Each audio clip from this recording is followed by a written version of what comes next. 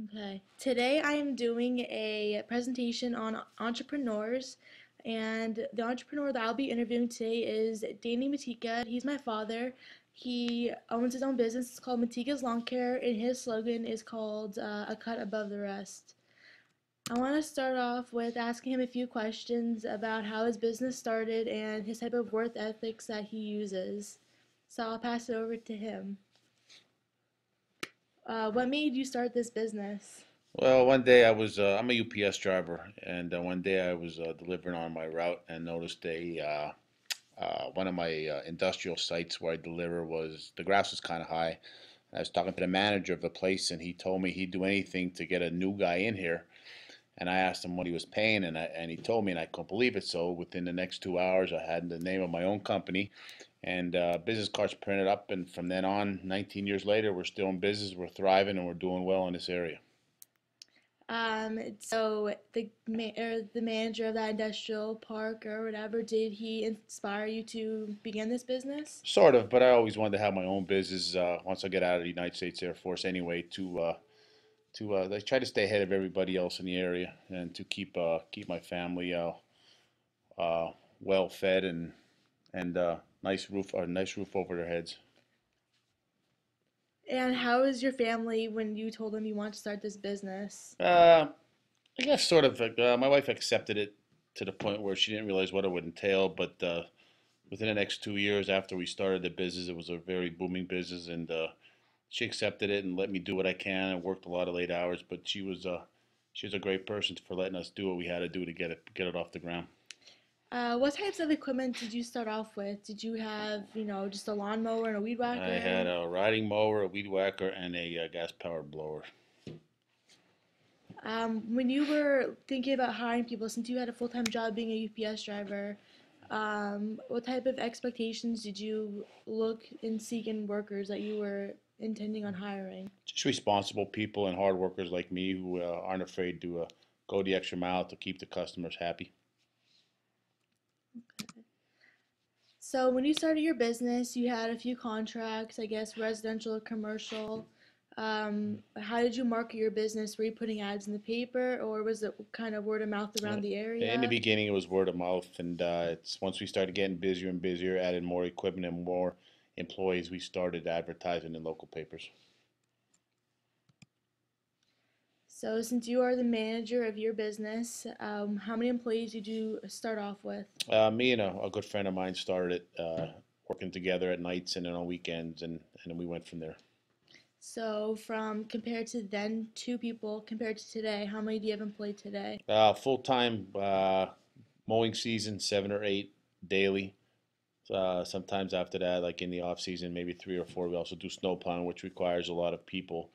Uh, Obviously when it snows, but anywhere even during the winter, 3 to 4 people daily whenever we need to cover snow plowing.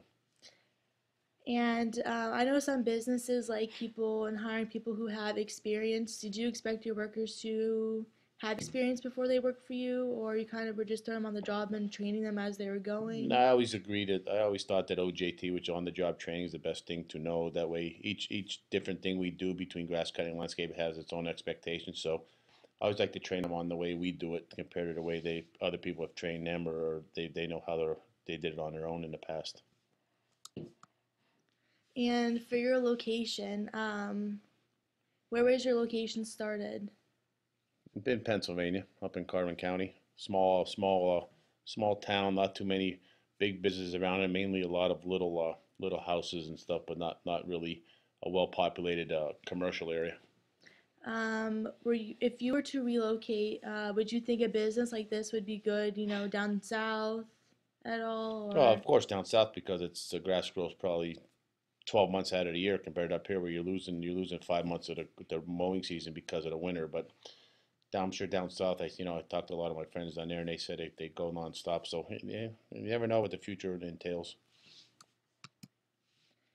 So it's a lawn care business. Did you start off with just cutting grass? Yeah, that's all we did in the beginning, but then it escalated to landscaping and snow plowing and some other odd jobs we do on the side is ground maintenance and property maintenance right now. So which type of work is most popular? Well, 90% of our business is grass cutting. We cut over 45 to 50 acres a week. What are your local competitors around here? What are they, or who are they? Who are they? There's a lot of different ones. They're smaller than us. We're the biggest one in the area within probably a 30-mile radius. And what do you think makes your business stand out above everybody else's? Well, my guys know what I expect of them, and I think our attention to detail is definitely stronger than anybody in the area. So that's why we get a lot of business, and I think we continue to do the attention by detail. That makes us stronger than most competitors in the area. And I know most of the jobs that you bid on, usually the lowest price wins it. Say a company wanted to keep you, and they said if you would lower your price, maybe $100 or so, would you be willing to minimize that price to keep the customer happy and to keep that job? Well, most of our prices are lower than anybody anyway, but when we set a price, we keep it like that because we know what the job entails, and we're not out there to lose money. We're still out there to make a couple bucks, but we still want to keep our profit margin up.